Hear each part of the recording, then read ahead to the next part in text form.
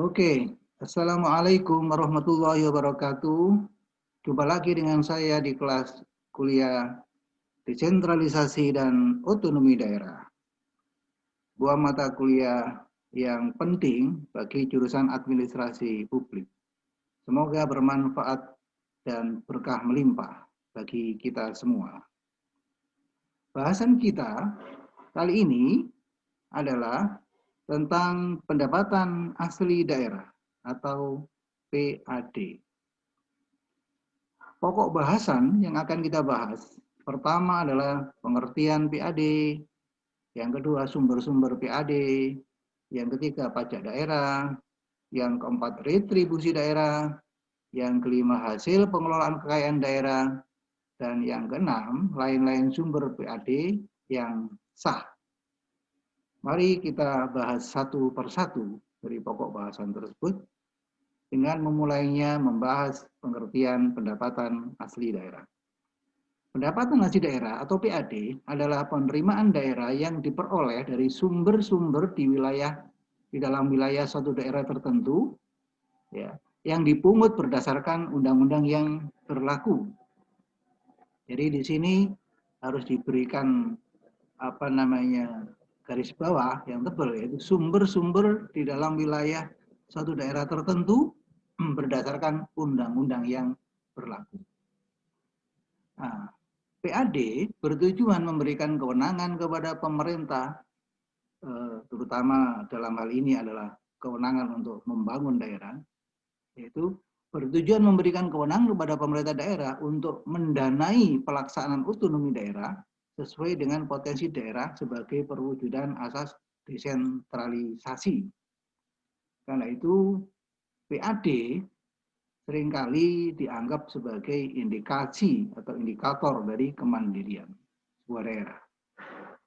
Dikatakan di sini, pendapatan asli daerah sebagai salah satu sumber pendapatan dan penerimaan daerah mencerminkan tingkat kemandirian daerah.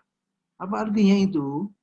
Semakin besar pendapatan asli daerah, mengindikasikan bahwa daerah tersebut telah mampu melaksanakan desentralisasi fiskal dan ketergantungan terhadap pemerintah pusat dengan demikian menjadi berkurang. Berarti daerah tersebut semakin menjadi mandiri. Nah, kemandirian ternyata bisa dilihat dari besarnya PAD sebuah daerah. Sumber-sumber PAD ya, kita bisa lihat pertama dari pajak daerah, yang kedua dari retribusi daerah, yang ketiga dari hasil pengelolaan kekayaan daerah yang dipisahkan, dan yang keempat adalah lain-lain pendapatan daerah yang sah. Itu empat sumber yang perlu selalu diingat kalau kita bicara tentang PAD. Untuk mengingatkan Anda semua, saya tayangkan lagi dalam slide yang agak berbeda dengan diagram. Pendapatan asli daerah diperoleh dari 4 sumber tadi, yaitu dari pajak daerah, dari retribusi daerah, dari hasil pengelolaan kekayaan yang dipisahkan, dan lain-lain pendapatan yang sah. Semoga menjadi mudah untuk mengingatnya. Oke, kita lanjutkan di subbahasan pajak daerah. Yang tadi itu ya, pada sumber-sumber pendapatan asli daerah. Yang pertama adalah pajak daerah. Yang kita bahas sekarang adalah pertama, pengertian pajak daerah. Yang kedua, ciri-ciri pajak daerah. Yang ketiga, jenis-jenis pajak daerah. Yang keempat, pajak provinsi. Salah satu dari pajak daerah adalah pajak provinsi. Dan yang kelima, pajak kabupaten kota.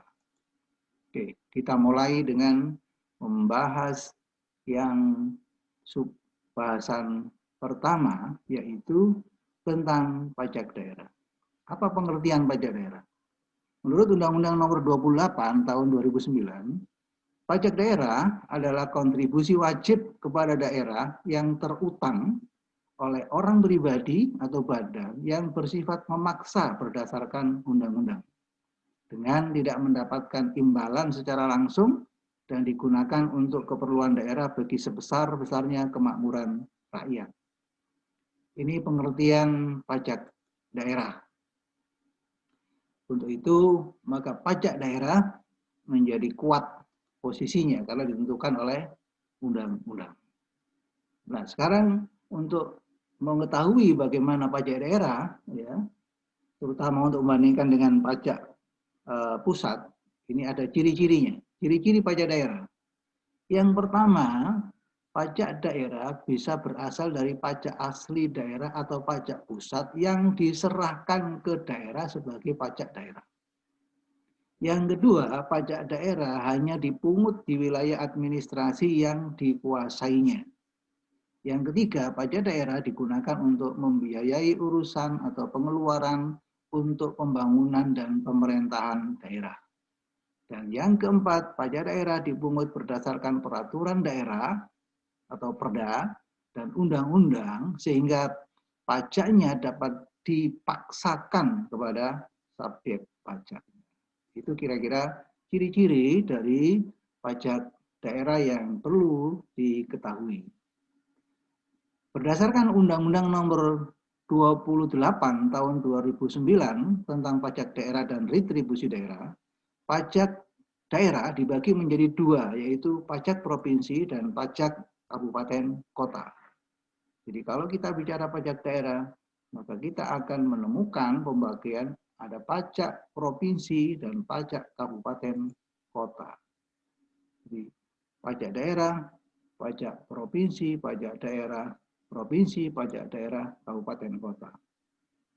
Nah, kalau kemudian kita lihat bagaimana pembagiannya, setelah pajak daerah itu dipisahkan atau digolongkan menjadi jenis pajak provinsi dan pajak kabupaten kota, maka kemudian kita bisa pelajari bahwa pajak provinsi itu ya, meliputi PKB, pajak kendaraan bermotor, BPNKB, PBBKB, nanti saya jelaskan satu persatu. Pajak air permukaan, lalu pajak rokok. Ya, itu menjadi kewenangan provinsi, menjadi pajaknya provinsi. Sedangkan kabupaten kota, ya, kabupaten kota mengelola pajak antara lain adalah pajak hotel, pajak restoran, pajak hiburan, pajak reklame, pajak penerangan jalan, pajak mineral bukan logam. Nah, mudah-mudahan bagan tersebut, diagram tersebut memberikan kemudahan atau memudahkan kita dalam mempelajari jenis-jenis pajak menurut yang menguasainya, yaitu provinsi atau kabupaten kota. Pajak provinsi, mari kita coba fokus ke pajak provinsi dulu. Pajak provinsi meliputi pajak kendaraan bermotor dan kendaraan di atas air. Yang kedua, pajak bea balik nama kendaraan bermotor yang tadi disebut BPNKB. Yang ketiga, pajak bahan bakar kendaraan bermotor atau disebut PBBKB. Yang keempat, pajak pengambilan dan pemanfaatan air bawah tanah. Ulang, pajak pengambilan dan pemanfaatan air bawah tanah. Dan yang kelima adalah pajak rokok. Kita bahas satu persatu, semoga menjadi lebih jelas maksudnya. Pajak provinsi yang pertama adalah pajak kendaraan bermotor dan kendaraan di atas air. Pajak kendaraan bermotor merupakan pajak terhadap seluruh kendaraan beroda yang digunakan di semua jenis jalan, baik darat maupun air. Pajak ini dibayar di muka dan dikenakan kembali untuk masa 12 bulan atau 1 tahun. Artinya dipungut setahun sekali. Oke. Yang berikutnya, yang kedua adalah, ini masih pajak provinsi ya, yaitu pajak bea balik nama kendaraan bermotor. Apa itu? Bea balik nama kendaraan bermotor adalah pajak atas penyerahan hak milik kendaraan bermotor sebagai akibat perjanjian dua pihak atau pembuatan sepihak atau keadaan terjadi karena jual beli, tukar menukar, hibah, warisan atau pemasukan ke dalam badan usaha. Jadi kita mengenalnya adalah balik nama. Balik nama itu dikenakan pajaknya gitu ya. Ada biaya pajak untuk balik nama. Berikutnya, jenis pajak provinsi yang ketiga adalah pajak bahan bakar kendaraan bermotor. Pajak bahan bakar kendaraan bermotor ini dipungut atas bahan bakar kendaraan bermotor yang disediakan atau dianggap berguna untuk kendaraan bermotor, termasuk bahan bakar yang digunakan untuk kendaraan yang beroperasi di atas air. Clear ya? Berikutnya masih pajak provinsi yang keempat, ya, yaitu pajak pengambilan dan pemanfaatan air bawah tanah. Ya, ternyata pemanfaatan air bawah tanah itu ada pajaknya juga ya, dikenakan pajak.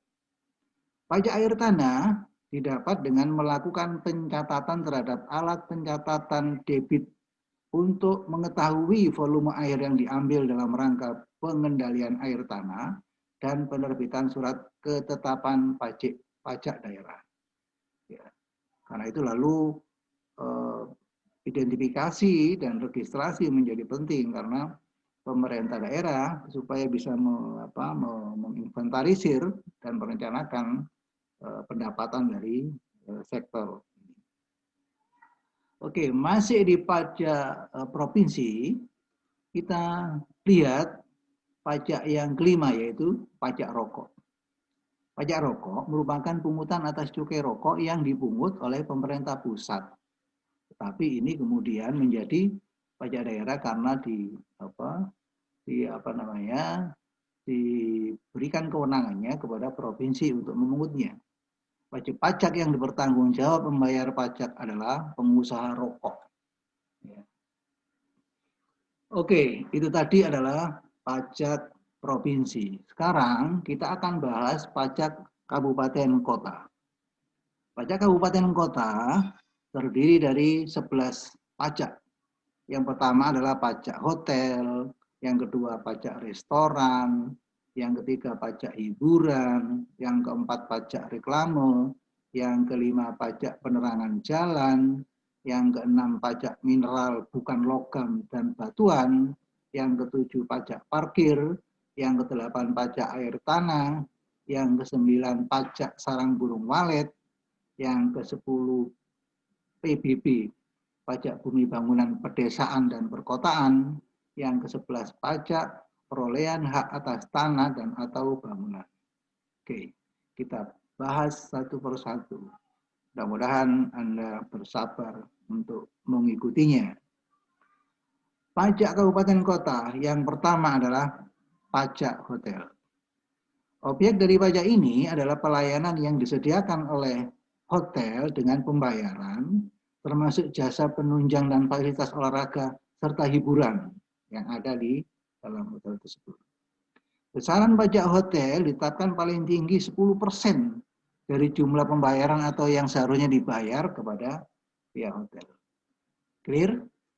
Oke. Yang kedua, masih pajak kabupaten kota, yang kedua adalah pajak restoran.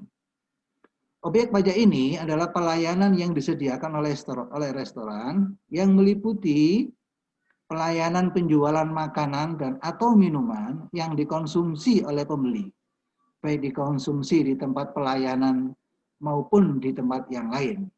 Besaran pajak restoran ditetapkan paling tinggi sebesar 10% dari pembayaran yang diterima atau yang seharusnya diterima oleh restoran. Clear saya kira untuk penjelasan tentang pajak restoran. Masih di pajak kabupaten kota, yang ketiga adalah pajak hiburan. Objek pajak ini adalah penyelenggaraan hiburan dengan dipungut bayaran.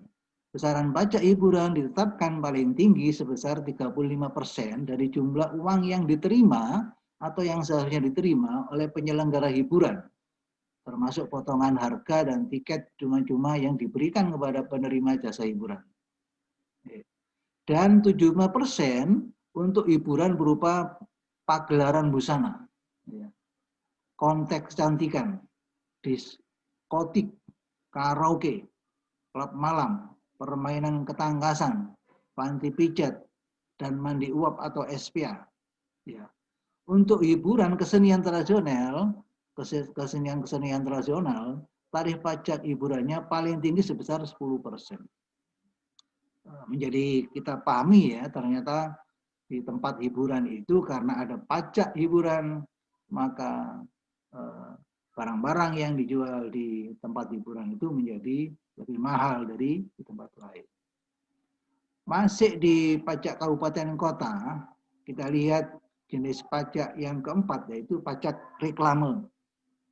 Objek pajak ini adalah semua penyelenggara reklame, yaitu reklame papan atau billboard, videotron, megatron, dan sejenisnya. Reklame kain, reklame melekat, stiker, reklame selebaran, reklame berjalan, termasuk pada kendaraan.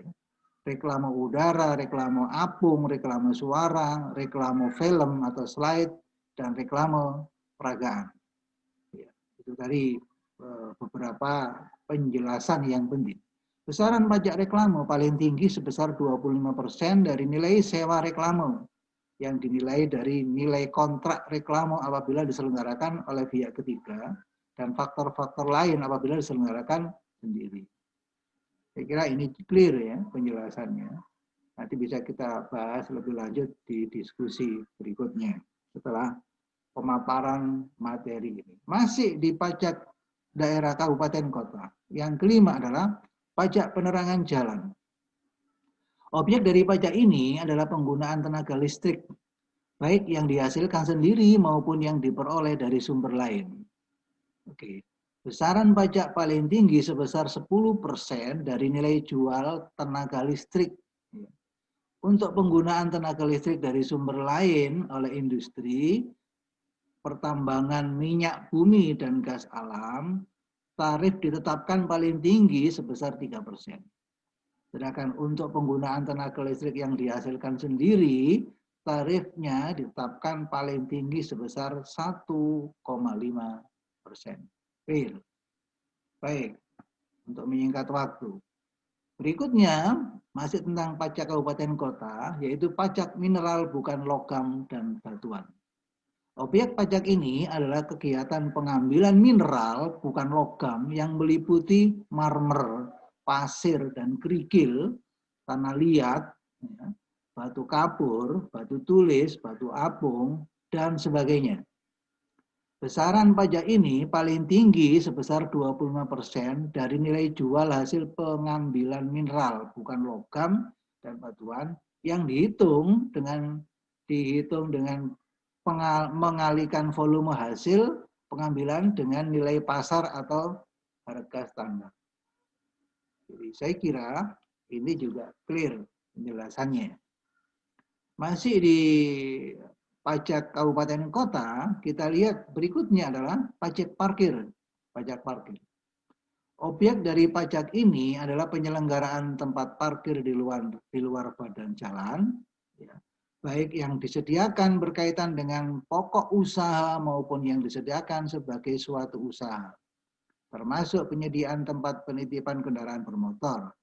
Itu termasuk objek pajak parkir. Berapa besarannya? Besaran pajak ini ditetapkan paling tinggi 30% dari jumlah pembayaran atau yang seharusnya dibayar kepada penyelenggara tempat parkir. Ini juga ya 30%. Oke, clear. Masih di pajak daerah kabupaten kota, yang berikutnya adalah pajak air tanah. Objek dari pajak ini adalah pengambilan dan atau pemanfaatan air tanah, kecuali untuk keperluan rumah tangga, pertanian, dan perikanan rakyat, dan peribadatan, itu yang tidak dikenakan. Ya. Besaran pajak ditetapkan paling tinggi 20% dari nilai perolehan air tanah. Adapun nilai perolehan air tanah dinilai berdasarkan faktor seperti jenis dan lokasi sumber air, kualitas air, volume air yang diambil, dan sebagainya yang selanjutnya ditentukan oleh peraturan daerah. Masih di pajak kabupaten kota, yang ke-9 adalah pajak sarang burung walet. Objek dari pajak ini adalah pengambilan dan atau pengusahaan sarang burung walet. Ya. Besaran pajak ini paling tinggi sebesar 10% dari nilai jual sarang burung walet. Nilai jual dihitung berdasarkan perkalian antara harga pasaran umum sarang burung walet yang berlaku di daerah yang bersangkutan dengan volume sarang burung walet. Nah, clear. Masih di pajak kabupaten kota, pajak daerah kabupaten kota, yang ke-10 adalah PBB pedesaan dan perkotaan. Objek pajak ini adalah bumi dan atau bangunan yang dimiliki, dikuasai dan atau dimanfaatkan oleh orang pribadi atau badan, kecuali kawasan yang digunakan untuk kegiatan usaha perkebunan, perhutanan, dan pertambangan. Adapun besaran PBB pedesaan dan perkotaan paling tinggi dikenakan 0,3% dari nilai jual objek pajak atau NJOP dikurangi nilai jual objek tidak kena pajak atau NJOP-TKP. Besarannya NJOP-TKP ditetapkan paling rendah sebesar 10 juta. Oke, clear. Masih di pajak daerah kabupaten dan kota, ya. Yang terakhir, yang ke-11 adalah pajak perolehan hak atas tanah dan atau bangunan, yaitu objek pajak yang jenis yang terakhir ya.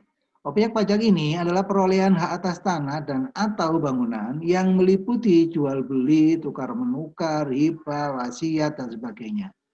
Hak tersebut berupa hak milik, hak guna usaha, hak guna bangunan, hak pakai, hak milik atas satuan rumah susun, dan hak pengelolaan. Ya. Besarannya paling tinggi dikenakan sebesar 5% dari nilai perolehan objek pajak, ya, NPOP, dikurangi nilai perolehan objek pajak tidak kena pajak. Besarannya, besaran NPOP PTKP ditetapkan paling rendah sebesar 300 juta. Oke. Itulah beberapa penjelasan tentang pajak kabupaten kota. Sekarang kita masuk pada subbahasan berikutnya, yaitu tentang retribusi. Kita akan bahas pengertian retribusi, jenis-jenis retribusi, kemudian retribusi itu dibagi menjadi retribusi jasa umum, ada retribusi jasa usaha, ada retribusi jasa retribusi perizinan tertentu. Ini nanti akan kita bahas. Jadi tadi yang pertama kan sumber PAD itu ada pajak, ya kan, yang sudah kita bahas itu. Yang kedua ini adalah retribusi. Baik, lanjut untuk menyingkat waktu supaya tidak berlama-lama. Kita bicarakan apa itu retribusi. Menurut Undang-Undang Nomor 28 Tahun 2009, retribusi daerah adalah pungutan daerah sebagai pembayaran atas jasa atau pemberian izin tertentu yang khusus disediakan dan atau diberikan oleh pemerintah daerah untuk kepentingan orang pribadi atau badan. Jelas ya itu ya. Kalau nanti kurang jelas kita bahas dalam diskusi kelas bagaimana yang sudah setiap perkuliahan. Adapun jenis-jenis retribusi daerah itu kita kenal ada retribusi jasa umum pertama. Yang kedua retribusi jasa usaha. Dan yang ketiga adalah retribusi perizinan tertentu. Apa itu dan apa yang dimaksudkan oleh retribusi jasa umum, retribusi jasa usaha, dan retribusi perizinan tertentu? Mari kita lihat penjelasan di slide berikutnya. Kita bicarakan satu persatu, cepat ya, agak cepat, walaupun penjelasan intinya nanti akan kita berikan lebih kompleks pada diskusi. Ini hanya untuk menghemat waktu. Yang pertama adalah retribusi jasa umum. Apa itu? Yaitu pungutan atas pelayanan yang disediakan atau diberikan oleh pemerintah daerah untuk tujuan kepentingan dan kemanfaatan umum serta dapat dinikmati oleh pribadi atau badan. Retribusi jasa umum ini meliputi pelayanan kesehatan, ya, retribusi pelayanan kesehatan, retribusi persampahan, kebersihan, retribusi KTP dan akte catatan sipil, akte capil, retribusi pemakaman atau penguburan mayat, retribusi parkir di tepi jalan umum, retribusi pelayanan pasar, retribusi pengujian kendaraan bermotor, retribusi pemeriksaan alat pemadam kebakaran, retribusi penggantian biaya cetak peta, retribusi tera atau tera ulang, retribusi penyedotan kakus, retribusi pengolahan limbah cair, retribusi pelayanan pendidikan, dan pengendalian menara telekomunikasi. Itu juga masuk di retribusi jasa umum. Masih di retribusi, ya, kita akan bahas atau jelaskan retribusi jasa usaha. Apa itu? Yaitu pungutan atas pelayanan yang disediakan oleh pemerintah daerah dengan menganut prinsip komersial, yaitu meliputi jasa usaha tadi itu, retribusi pelayanan dengan menggunakan atau memanfaatkan kekayaan daerah yang belum dimanfaatkan secara optimal. Ya. Yang kedua, pelayanan oleh pemerintah daerah, ya, sepanjang belum disediakan secara memadai oleh swasta. Ini yang termasuk dalam retribusi jasa usaha. Oke.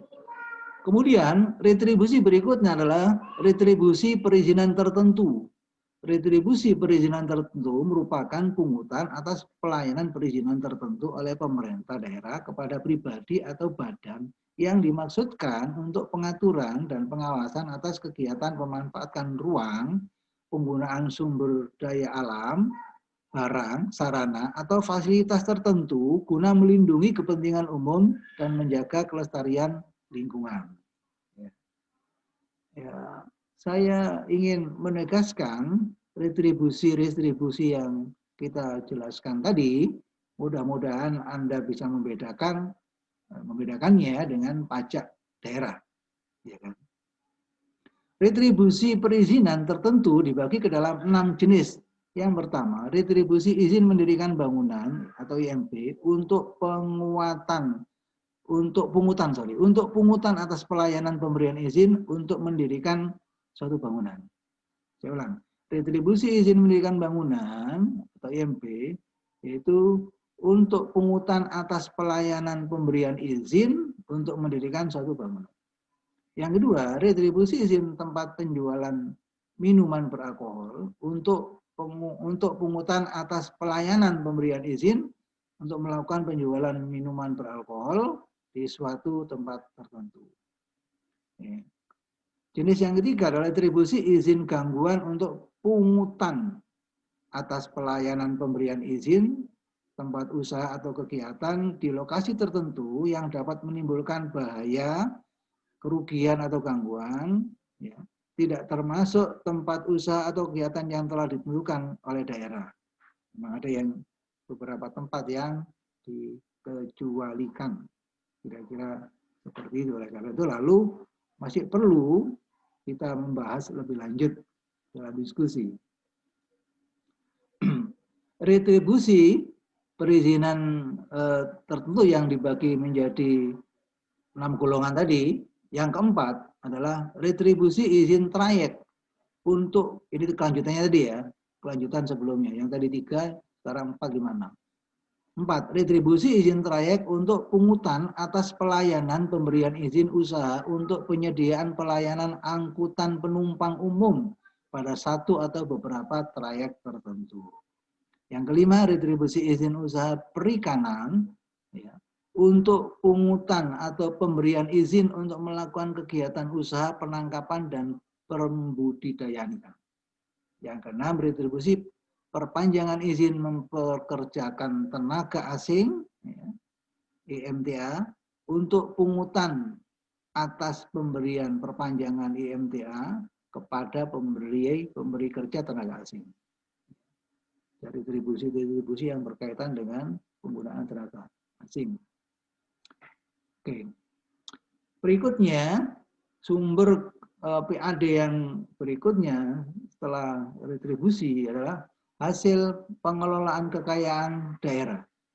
Hasil pengelolaan kekayaan daerah yang dipisahkan, yang ditetapkan dengan perda dengan berpedoman pada ketentuan peraturan perundangan. Ya. Ini ada peraturan tersendiri yang nanti akan dibahas pada sesi diskusi, ya, tentang apa namanya sumber yang itu tadi. Yang berikutnya sumber pendapatan asli daerah adalah lain-lain PAD yang sah. Ya, apa saja itu? Yang terdiri dari satu, hasil penjualan kekayaan daerah yang tidak dipisahkan. Dua, hasil pemanfaatan atau pendaya gunaan kekayaan daerah yang tidak dipisahkan. Yang ketiga adalah jasa giro. Yang keempat, pendapatan bunga. Yang kelima, tuntutan ganti rugi. Yang keenam, keuntungan selisih nilai tukar rupiah terhadap mata uang asing. Yang ketujuh, komisi, potongan, ataupun bentuk lain sebagai akibat dari penjualan dan atau pengadaan barang atau jasa oleh pemerintah daerah. Nah, itulah beberapa hal yang harus kita ketahui tentang sumber-sumber pendapatan asli daerah. Terima kasih atas perhatiannya. Semoga bermanfaat. Assalamualaikum warahmatullahi wabarakatuh.